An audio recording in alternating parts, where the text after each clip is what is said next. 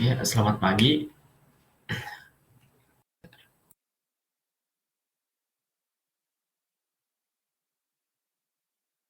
Ya, selamat pagi. Assalamualaikum warahmatullahi wabarakatuh. Selamat datang di webinar berjudul Penerapan Sistem IoT pada Perabotan Rumah Tangga. Perkenalkan, saya Nurul Akbar Arlan dari internship magang IoT dan FPGA Bisa AI di MSB Batch 2. Nah, di sini saya akan membawakan sebuah webinar yang berjudul Penerapan Sistem IoT pada Perabot Rumah Tangga. Oke.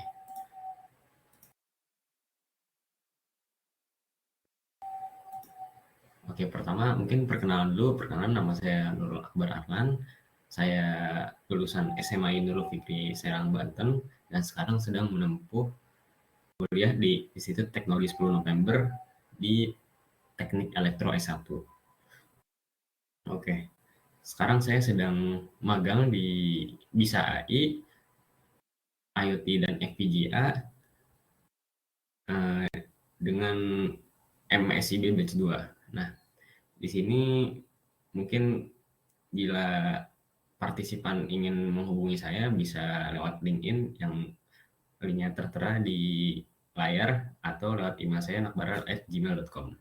Oke, mungkin langsung aja kita mulai ke webinar ya. Jadi di webinar ini saya akan menjelaskan apa itu Internet of Things, konsep Internet of Things, manfaat dan kekurangan Internet of Things, contoh aplikasi untuk menggunakan Internet of Things, dan contoh penerapan Internet of Things pada perabotan rumah.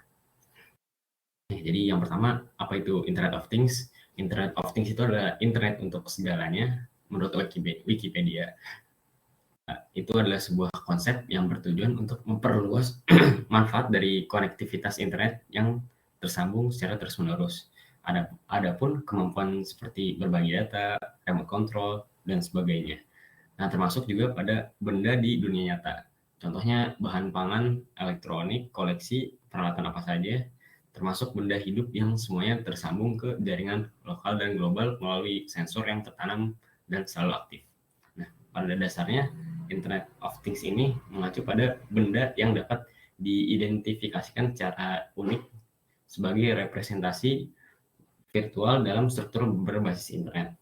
Istilah Internet of Things awalnya disarankan oleh Kevin Ashton pada tahun 1999 dan mulai terkenal melalui Auto ID Center di MIT. Nah, lanjut, Internet of Things ini terdiri dari dua bagian. Pertama, internet yang mengatur konektivitas dan things yang mengatur berbagai things memiliki kemampuan untuk mengumpulkan, menyimpan, dan memproses data dan mengirimkannya juga ke internet.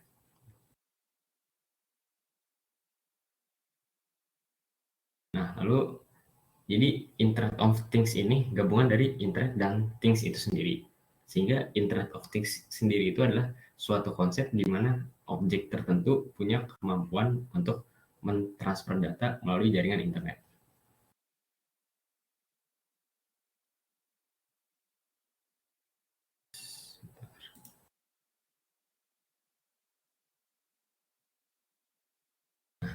Oke, jadi selanjutnya konsep dari Internet of Things. Pertama itu ada perangkat koneksi. Perangkat koneksi ini adalah sebuah perangkat yang diperlukan untuk terhubung ke internet dan mengirim database seperti ESP8266. Lalu kedua itu Cloud Data Center. Cloud Data Center ini adalah tempat menyimpan database serta aplikasinya. Kemudian ada device dengan modul IoT. Device dengan modul IoT ini adalah barang fisik yang dilengkapi modul IoT, seperti sensor dan gateway. Nah, jadi cara kerja si IoT ini adalah setiap benda yang terhubung dengan internet bisa diakses kapan saja dan di mana saja. Lalu dengan memanfaatkan sebuah argumen menghasilkan sebuah interaksi dan komunikasi antar sesama mesin yang terhubung secara otomatis, yang menjadi penghubung antara kedua alat tersebut sehingga dapat berinteraksi dan berkomunikasi antara satu sama lain, tentu saja ya internet. Karena internet ini sebagai penghubung. Selanjutnya manfaat dari Internet of Things. Pertama, manfaat itu pekerjaan yang dilakukan jadi lebih mudah, cepat, dan efisien. Jadi kita di mana saja kita bisa melakukan sesuatu karena udah lewat internet. Terus dapat digunakan dimanapun kita berada. Sesuai contoh tadi, misalnya contohnya ini deh, kita sedang keluar rumah, terus kita lupa mematikan lampu rumah. Nah, kita bisa lewat HP untuk mematikan lampu rumahnya tanpa perlu kembali ke rumah. Terus ada contoh sederhana lain itu kita nggak perlu ngecek bahan-bahan makanan yang ada di dalam kulkas karena di kulkas sudah ada sensor atau modul IoT yang bisa ngasih tahu kita melalui SMS atau notifikasi di handphone atau smartphone bahwa ada makanan yang habis. Nah, selanjutnya kekurangan dari Internet of Things. Pertama itu keamanan. Jadi IoT ini menciptakan ekosistem perangkat yang terhubung secara konstan yang berkomunikasi melalui jaringan. Nah, sistem ini menawarkan sedikit kontrol, meski ada tindakan pengamanan. Nah, hal ini nih membuat pengguna terpapar berbagai jenis penyerangan. Ya, tentu saja karena internet ya. Ya, mungkin kita sering dengar lah kasus-kasus di luar sana, misalnya web A atau web B atau web C itu kena serangan dari hacker. Itu udah sering banget. Terus kedua itu privasi. Nah, ini ada sangkut pautnya dengan keamanan tadi. Jadi kecanggihan IoT ini menyediakan data pribadi yang substansial secara ekstrim tanpa partisipasi aktif pengguna. Misalnya kita menyimpan data-data pribadi kita di cloud server data, nah itu bisa aja kita kena serangan dari hacker. Makanya itu di sistem IoT ini ke depannya secara luas itu nanti kita membutuhkan cyber security untuk masalah keamanan data dan lain sebagainya. Lalu ketiga itu kompleksitas. Beberapa orang itu menemukan sistem IoT ini sangat rumit dalam hal desain, penyebaran, dan pemeliharaan mengingat penggunaan beberapa teknologi dan seperangkat teknologi baru itu yang bisa digunakan pada sistem IoT ini. Nah, misalnya saja orang yang biasa pakai Arduino gitu, terus disuruh bikin sebuah project IoT dia pakai ESP8266. Nah, itu kan walaupun sama modulnya itu agak sulit gitu orang yang biasa udah Arduino, karena ya sekali lagi beda ESP8266 dengan Arduino Uno. Jadi harus pakai library ESP8266 ya gitu. Lalu yang keempat tuh fleksibilitas. Nah, banyak yang peduli dengan fleksibilitas sistem IoT agar mudah berintegrasi dengan yang lain. Nah, karena ini mereka itu khawatir menemukan diri mereka dengan beberapa sistem dari IoT ini yang bertentangan sama sistem-sistem yang ada. Lalu selanjutnya contoh aplikasi penerapan IoT. Contoh aplikasi ini maksudnya aplikasi yang digunakan gitu. Seperti Arduino programnya pakai Arduino IDE. Yang pertama itu ada ThingSpeak. Nah, ThingSpeak ini adalah sebuah layanan platform analitik IoT yang memungkinkan Anda untuk menggabungkan, memvisualisasikan, dan menganalisis aliran data langsung di cloud. Nah, Anda dapat mengirim data ke ThingSpeak dari perangkat Anda, membuat visualisasi instan dari data yang didapat langsung, dan mengirim peringatan. ThingSpeak ini layanan IoT yang dibuat oleh MathWorks. MathWorks itu yang ngebuat MATLAB dan Simulink. Mungkin yang udah pernah dengar MATLAB sama Simulink, tahu lah. MATLAB dan Simulink itu aplikasi buat ngolah data yang ada, bisa jadi analisis data gitu. Atau bisa juga buat simulasi. Banyak lah pokoknya kalau MATLAB dan Simulink. Nah, jadi ThingSpeak ini bisa, karena yang buat MathWorks, jadi bisa langsung gabungin, terus visualisasiin, langsung analisis data yang didapat dari sensornya. Nah, ThingSpeak sendiri itu menyediakan visualisasi instan. Jadi misalnya alat yang kita buat itu langsung dapat datanya, terus langsung diolah datanya biar langsung jadi grafik, itu bisa di ThingSpeak. Nah, terus misalnya kita pakai ThingSpeak buat alat IoT kita, terus langsung kita mau menganalisis datanya pakai codingan di MATLAB, itu bisa juga di sini. Nah, ThingSpeak ini juga mempercepat pengembangan sistem IoT proof of concept, terutama yang memerlukan analitik. Jadi pengguna ThingSpeak ini bisa membangun sistem IoT tanpa menyiapkan server atau mengembangkan perangkat lunak web. Nah, untuk sistem IoT yang kecil hingga menengah, ThingSpeak ini juga bisa menyediakan solusi host yang dapat digunakan dalam produksi. Jadi misalnya kita cuma buat proyek-proyekan kecil aja gitu, buat belajar, itu bisa. Jadi kita nggak perlu nyediain cloud servernya sendiri. Selanjutnya, Blink IoT. Nah, Blink ini adalah sebuah IoT platform untuk iOS atau Android yang digunakan untuk mengontrol Arduino, Raspberry Pi, dan Node MCU menggunakan jaringan Wi-Fi. Nah, Blink IoT ini diaplikasikan untuk membuat Human Machine Interface HMI dengan terhubung langsung dengan addressnya sesuai pada widget yang tersedia. Poin utama dari Blink IoT ini di Human Machine Interface-nya.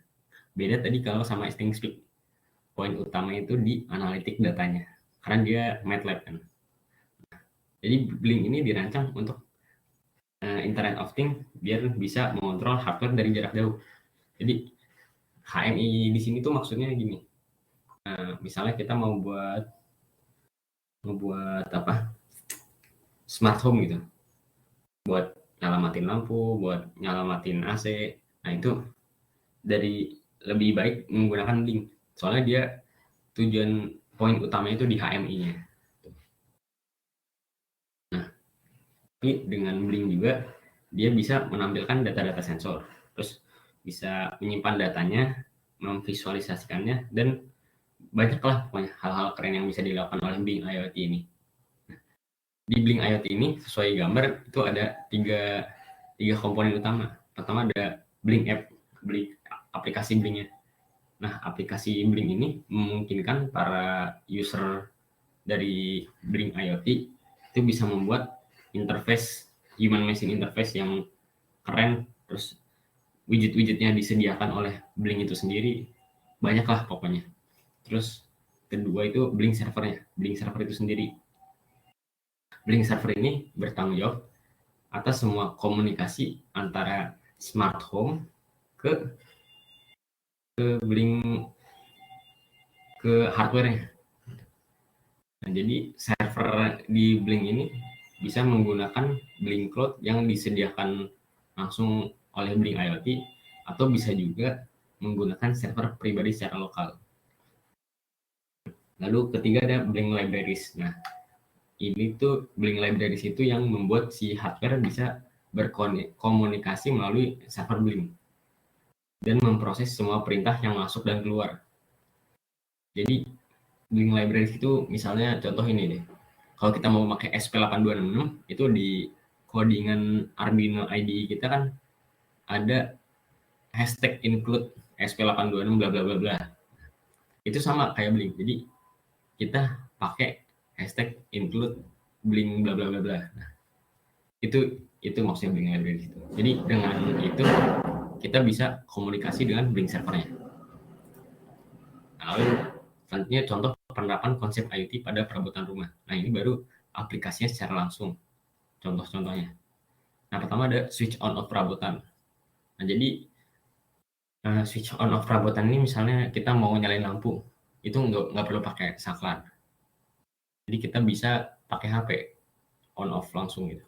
Nah, komponen yang wajib ada untuk switch on off ini tentu saja relay. Nah, relay ini merupakan sebuah komponen elektronik yang bisa menghubungkan dan memutuskan arus listrik.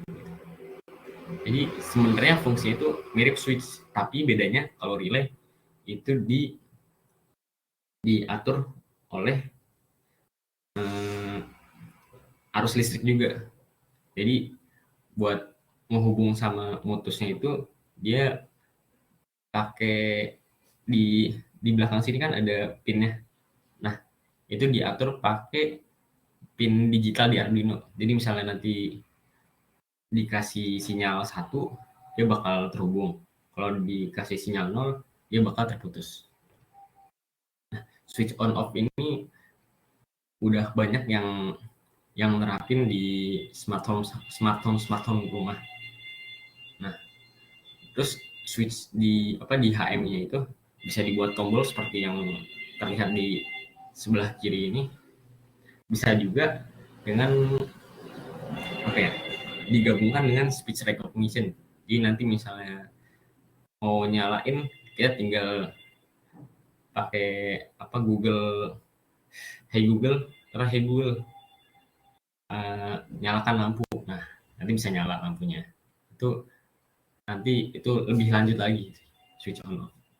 Nah, selanjutnya itu smart plug. Smart plug ini sebenarnya konsepnya nggak beda jauh sama switch on off tadi. Cuman kalau yang smart plug ini dia nggak mungkin ada relay juga di dalamnya. Cuman nggak tahu. Terus smart plug ini biasanya yang jual-jual itu udah perusahaan-perusahaan IoT, misalnya kayak Bardi gitu. Jadi dia tuh cara kerjanya itu dia nyala matiin si colokannya. Jadi misalnya mau dimatiin bisa diatur pakai smartphone. Lalu selanjutnya ada CCTV atau pendeteksi pencuri. Nah, kalau CCTV ini yang sebelah kanan. Nah, jadi dia itu sebenarnya kamera. Nah, kita bisa membuat algoritmanya itu misalnya mendeteksi ada manusia. Kan misalnya malam-malam ada orang mencurigakan banget. Nah, bisa kita pakai CCTV. Ngeproses gambarnya itu nanti biasanya menggunakan Raspberry Pi. Bisa menggunakan OpenCV atau library lain-lainnya. Lalu nanti misalnya ada orang malam-malam terus terdeteksi gitu, itu nanti kita bisa buat algoritmanya buat ngasih notifikasi ke smartphone kita atau ngasih alarm. Nah, bisa juga dengan menggunakan modul sensor PIR. PIR ini proximity infrared sensor. Nah, jadi sensor ini tuh bisa mendeteksi pergerakan objek yang memancarkan cahaya infrared seperti tubuh manusia, terus panas gitu. Nah, biasanya yang umum digunakan itu HC-SR501 nama modulnya. Nah, modul ini outputnya berupa sinyal digital 1 atau 0. Jadi kalau misalnya ada pergerakan, nanti dia akan ngasih sinyal 1. Kalau nggak ada, dia ngasih sinyal 0. Nah, modul sensor ini nantinya dihubungkan dengan modul ESP8266 atau modul ESP32. Ketika dia mendeteksi ada pergerakan, terus nanti dia ngasih notifikasi ke handphone ada maling. Selanjutnya deteksi LPG. Sebenarnya deteksi gas LPG. Jadi kalau deteksi gas LPG ini pakai sensor modul MQ2. Nah, modul ini berguna untuk mensensing kebocoran gas yang diaplikasikan pada rumah maupun industri. Nah, sensor ini sensitif terhadap berbagai gas dan bisa digunakan pada ruangan dengan suhu kamar. Jadi dia itu outputnya bisa sinyal analog berupa intensitas gasnya, atau bisa juga outputnya sinyal digital. Jadi keluarannya itu logika 1 atau logika 0. Jadi untuk menggunakan itu kita pertama ngeset threshold intensitas gasnya dulu. Misalnya nanti udah lewat, kalau yang digital dia ntar ngasih sinyal 1. Kalau di bawah intensitasnya nanti dia ngasih sinyal 0. Nah, dari modul ini misalnya ada kebocoran gas nih, kan nanti intensitas gasnya itu naik. Nah, kita bisa buat algoritma ketika intensitasnya melewati thresholdnya itu mengirim notifikasi ke smartphone. Jadi buat deteksi gas takutnya kenapa-napa gitu, kebocoran gas, kan itu agak bahaya juga. Nah, selanjutnya ini monitoring suhu dan remote AC IoT. Nah, ini yang terlihat di layar ini sebenarnya project yang pernah saya buat di kampus saya. Jadi dia itu ide pembuatan ini sebenarnya karena saya kan di Surabaya, daerah yang panas. Nah, biasanya ketika kita kelar kuliah dari kampus atau melakukan aktivitas di luar, olahraga semacamnya, itu kita mau pulang untuk istirahat gitu, istirahat di kamar. Nah, istirahatnya itu kan kita expect-nya kamarnya dingin gitu. Kalau jadi eh, kalau kita pulang terus nyalain AC, kan itu nggak langsung dingin ya. Nah, jadi kita punya ide gimana kita membuat suatu alat yang sebelum kita nyampe rumah itu kamar kita bisa langsung dingin. Nah, jadi kita membuat suatu remote AC dengan bonus monitoring suhu. Nah, jadi misalnya ini, saya selesai kuliah di kampus. Nah, terus saya bisa monitoring suhu di kamar saya. Wah, 34 kan panas banget. Nah, jadi saya bisa nyalain AC sebelum saya nyampe rumah. Nah, setelah saya nyampe rumah, terus kamarnya udah dingin karena AC-nya udah nyala. Nah, ini sebelah kiri ini PCB-nya yang saya buat. Di sini saya pakai modul ESP8266, terus sensor suhunya pakai LM75A, terus ini modul sensor infrared transmitter. Jadi ini fungsinya untuk mentransmit infrared. Nah, biasanya kan kalau AC itu pakai infrared ya buat kontrolnya. Makanya diperlukan modul ini. Terus di sini displaynya itu menggunakan Nextion HMI 2,4 inch. Nah, display ini dia itu touchscreen. Jadi kita selain bisa ngatur dari smartphone atau dari aplikasi IoT lainnya, bisa dari laptop juga. Nah, itu kita bisa ngatur dari layarnya. Dia ini touchscreen gitu. Jadi bisa kan ini kelihatan nih on off. Nah, ini bisa dipencet nanti mati. Terus bisa naikin set point-nya juga. Nah, untuk demonya ini.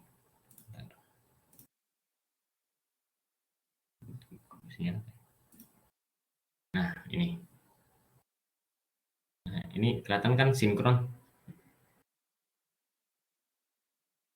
Nah, terus terdengar kan suara AC-nya mati, nyala mati.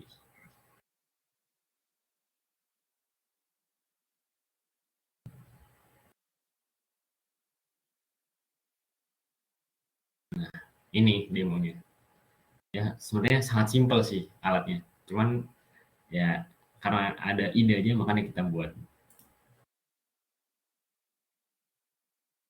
Nah, selanjutnya ada inkubator IoT. Nah, inkubator IoT ini project lain yang saya buat di kelas Internet of Things dan FPGA bersama Pak Akvianto Eko Putra di UTS-nya disuruh buat alat IoT. Nah, di sini saya buat inkubator simple. Nah, di sini inkubator ini masih menggunakan ESP8266. Terus di sini ada sensor DHT11 dan sensor LM35. Cuman yang saya pakai itu sensor DHT11 karena lebih akurat aja gitu. Terus dia itu nggak butuh tegangan power 5 volt. Soalnya kan SP8266 hanya menyediakan tegangan power itu 3,3 volt ada pinnya. Jadi inkubator ini adalah sebuah alat yang dapat memanasi sebuah ruangan yang digunakan untuk memanasi suatu makhluk hidup dengan pengaturan tertentu agar suhu ruangan tersebut stabil pada suhu yang disesuaikan dengan kemauan usernya. Nah, jadi inkubator ini akan mengerami sebuah telur sampai telur tersebut dapat ditetaskan dan bisa juga disebut sebagai mesin penetas telur. Nah, mesin penetas telur itu sendiri adalah sebuah alat bantu untuk menciptakan suatu kondisi atau lingkungan terbaik agar sebutir telur itu bisa diarami, diinkubasi. Nah, jadi fungsi mesin ini akan mengambil alih peran seekor induk yang setelah menelur itu dia mengerami telur-telurnya secara alami. Nah, kalau misalnya induknya itu mengerami telurnya, dia kan nggak bisa bertelur lagi. Nah, jadi kita gunakan alat ini biar si induk itu bisa terus menerus telur, terus untuk proses pengeraman itu dilakukan oleh alat ini gitu. Nah, alat ini untuk memanasinya itu pakai lampu pijar. Kenapa? Karena lampu pijar itu eh, dia pemanasan itu nggak terlalu tinggi. Eh, beda sama heater air. Kalau heater air kan dia dinyalain langsung tinggi banget suhunya, langsung nyampe 100 derajat ya karena tujuannya itu buat manasin air yang dimana titik didihnya 100 derajat. Nah kalau untuk inkubator kan buat telur ayam itu baiknya di suhu 38,9 makanya pakai lampu pijar. Terus untuk kontrol si lampunya ini kita pakai relay. Nah untuk penjelasan lebih lanjutnya mungkin bisa dilihat di link yang tertera di layar. Nah, jadi inkubator ini sebenarnya udah pernah saya bahas di webinar sebelumnya. Webinar saya tentang inkubator IoT. Untuk videonya bisa dilihat di mungkin nanti saya sebar juga linknya. Lalu selanjutnya, nah ini human machine interface dari si inkubator. Ini saya pakai Blink lagi buat ngaturnya. Jadi di sini buat monitoring suhunya, terus di sini humidity-nya. Oh ya, saya menggunakan DHT11 karena ada humidity-nya juga. Soalnya kan inkubator itu perlu humidity juga, perlu ngepasin humidity. Dia nggak boleh terlalu kering, tapi nggak boleh terlalu basah juga. Terus di sini indikator relay-nya, dia nyala atau mati. Terus ini set point buat ngatur set point-nya. Jadi kita pakai pakai slider buat ngontrol ya. Ini set point ini bisa ditentukan oleh kita sendiri. Kita mau 38,9. 38,9 kan sebenarnya standar standar suhu di dalam inkubator. Lalu ini chart buat kita monitoring suhu dari jam berapa sampai jam berapa. Jadi kita bisa ngelihat ini grafik suhunya. Bisa kita sesuaiin sama kontrol bank control. Jadi inkubator kan pakai metode kontrolnya bank control ya atau on off control. Dia nyala matiin si lampunya. Nah, kita bisa monitoring suhunya di chart ini. Jadi bisa kita sesuaikan sama teori bank control. Nah, selanjutnya ini demo dari inkubator yang telah saya buat tadi.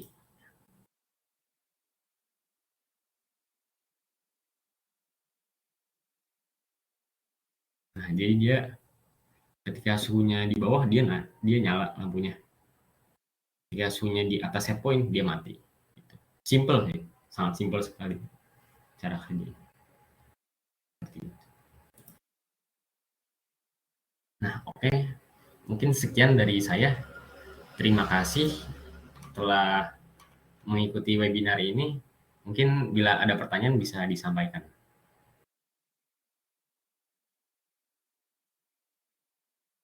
Ya, silakan.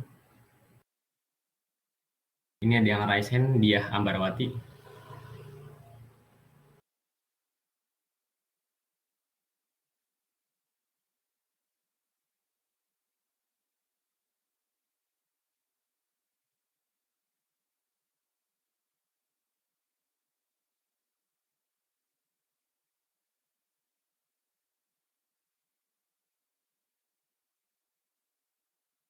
Silakan bisa dinyalakan mic-nya jika ingin bertanya atau bisa lewat kolom chat.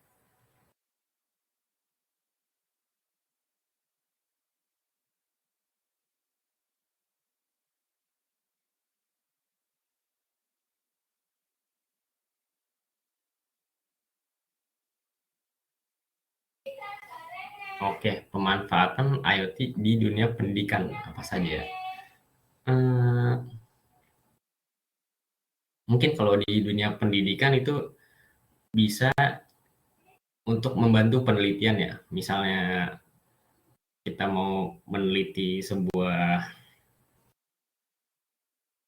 kita mau ngedapetin data dari suatu penelitian kita gitu. Nah, itu kita bisa kan biasanya monitoringnya pakai alat-alatnya langsung di sana. Nah, kita bisa monitoringnya secara jauh. Nah, mungkin salah satu aplikasi ini juga eh, platform Bisa AI. Nah, platform Bisa AI itu kan banyak penerapan IoT-nya. Contohnya itu computation center. Jadi kita bisa bisa melakukan suatu project itu dari jarak jauh. Kan itu perlu IoT juga untuk mengontrol si pro-nya itu lewat computation center gitu.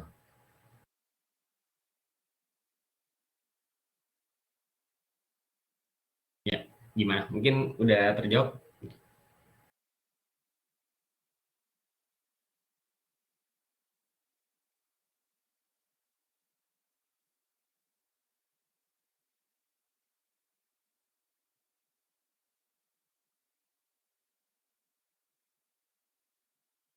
atau mungkin yang lain ada yang mau bertanya lagi? Oh, boleh, silakan.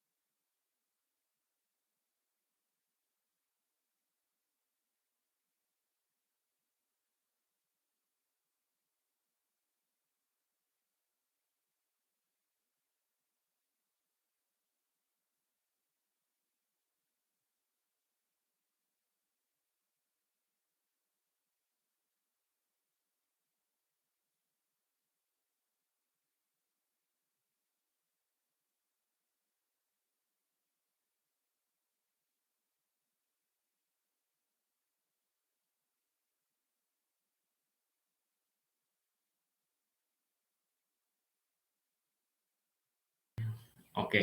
Jadi aku mau jawab pertanyaan yang kedua dulu. Apakah memungkinkan setiap sekolah dibuatkan papan interaktif seperti di Finlandia?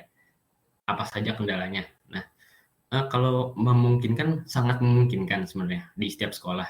Tetapi karena Indonesia itu geografinya berpulau-pulau gitu, kan agak susah kalau kalau misalnya di Finlandia kan setahuku cuman satu pulau, terus nggak seluas Indonesia.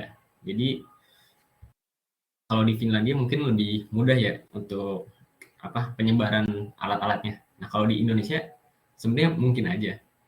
Mungkin contohnya di ITES itu udah nerapin beberapa sistem-sistem papan interaktif gitu. Jadi papan tulisnya itu misalnya ditulis sama dosennya materinya apa, itu bisa di screenshot atau bisa juga disebarin ke ini, sebarin lewat Zoom gitu. Jadi bisa kelihatan secara jelas, nggak perlu kamera. Itu sebenarnya sangat mungkin ya karena contohnya aja udah ada. Cuman mungkin kendalanya di penyebaran alat-alatnya aja, penyebaran teknologinya gitu. Kalau yang pertama, sejauh mana IoT dapat dimanfaatkan dalam bidang pendidikan? Dan sejauh ini dimanfaatkan dengan dibuatnya e-learning, absensi dan lain-lain. Nah, kalau pertanyaan sejauh mana, eh, teknologi kan terus berkembang ya. Sejauh mana ini, aku nggak bisa jawab sih, soalnya karena teknologi terus berkembang, terus kreativitas orang-orang bakal meningkat terus, ya pastinya sejauh mana ya jauh banget. Mungkin kalau bisa kita lihat sekarang ya itu sebenarnya belum seberapa teknologi teknologi digunakan secara maksimal. Jadi masih bisa berkembang lagi lah. Terus peluang apa saja yang sebenarnya bisa dimanfaatkan lebih jauh tetapi belum optimal? Ya contohnya tadi papan interaktif itu kan sebenarnya udah bisa dimanfaatkan kan, cuman belum optimal aja gitu, belum banyak orang yang make. Mungkin karena orang juga belum belum terbiasa make ya, masih terbiasa pakai teknologi-teknologi yang udah usang.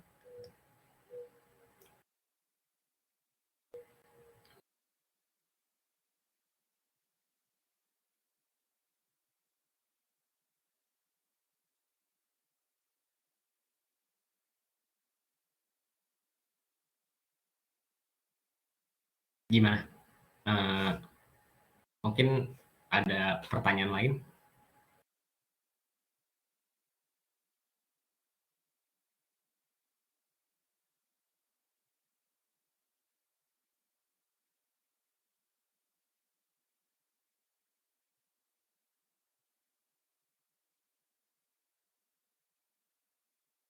Nah iya, bener. Uh, Kendalanya itu lebih kalau di ini kalau dari pengamatan gue ya, kendalanya lebih ke geografis sama ya sama ini sih, hmm, kebiasaan masyarakat aja gitu. Masyarakatnya belum terbiasa menggunakan teknologi-teknologi seperti IoT ini. Tapi kalau kulihat teman-temanku sebenarnya ya udah beberapa orang udah melek teknologi itu ya udah menggunakan IoT di rumahnya. Kayak pakai plug, smart plug, terus pakai banyak lah, banyak pokoknya. Sebenarnya IoT ya udah ada yang nerapin, cuman belum semua orang aja.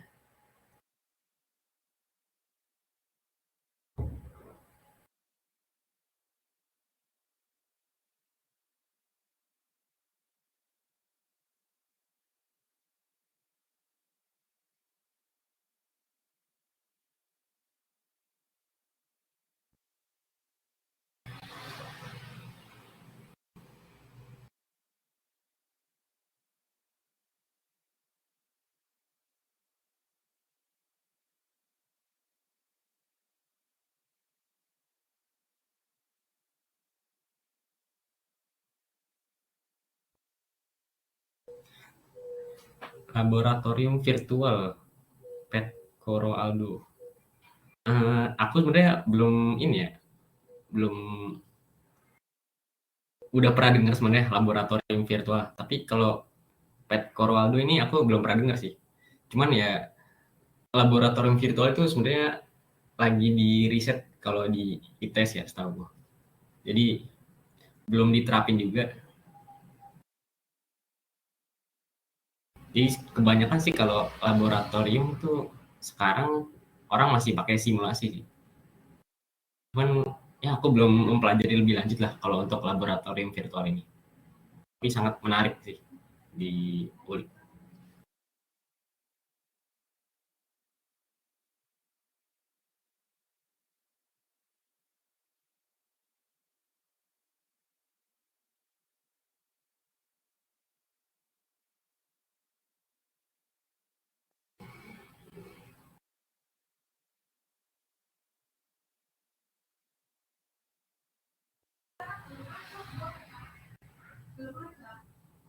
Oh iya, terima kasih juga dia Ambarawati telah bertanya. Nah, mungkin ada yang ingin ditanyakan lagi dari yang lain.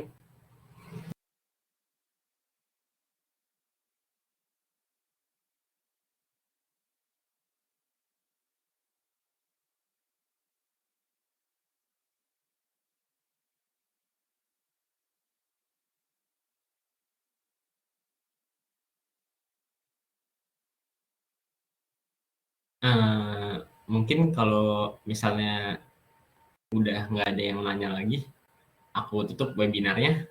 Ya terima kasih semuanya yang telah datang di. Oh, ntar saya ada pertanyaan nih. Bagaimana mencegah atau menangani masalah yang ada pada IoT, misalnya dalam hal keamanan dan privasi? Bila kita menggunakan CCTV dengan IoT, hal itu tidak menutup kemungkinan hal tersebut tidak bisa disusupi oleh pihak yang tidak diinginkan. Ya, eh, sekali lagi ini kan bukan untuk apa ya, bukan untuk menutupi kemungkinan buat disusupi, tapi mengurangi kemungkinan.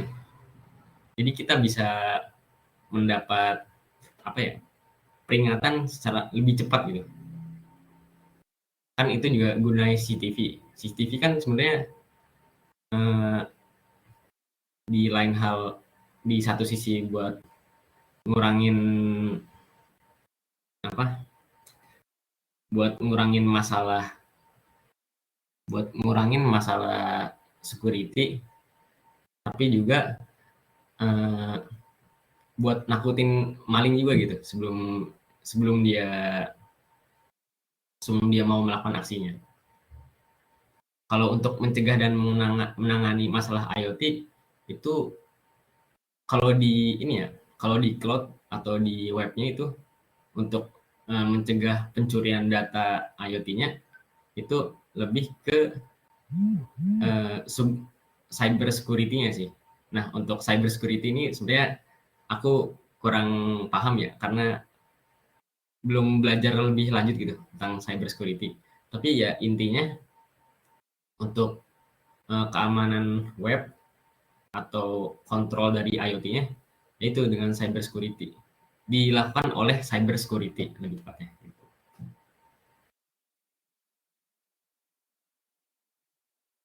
Firewall atau recovery plan. Nah, itu pasti ada. Cuman itu bukan di bidangku kalau cyber security ya.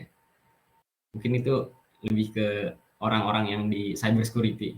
Karena aku kan fokusnya ke IoT dan FPGA ya, lebih ke proses IoT-nya itu sendiri.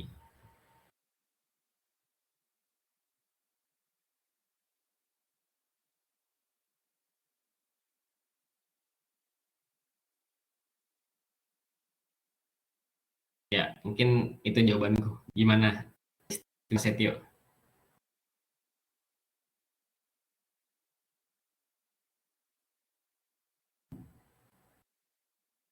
Mungkin ada pertanyaan lain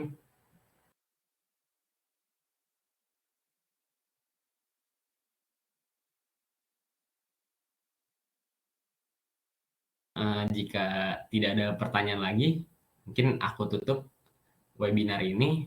Terima kasih semuanya yang udah hadir di sini, udah bertanya, udah meramaikan webinar juga. Sekian dari aku, Nurul Akbar Arlan. Terima kasih. Assalamualaikum warahmatullahi wabarakatuh.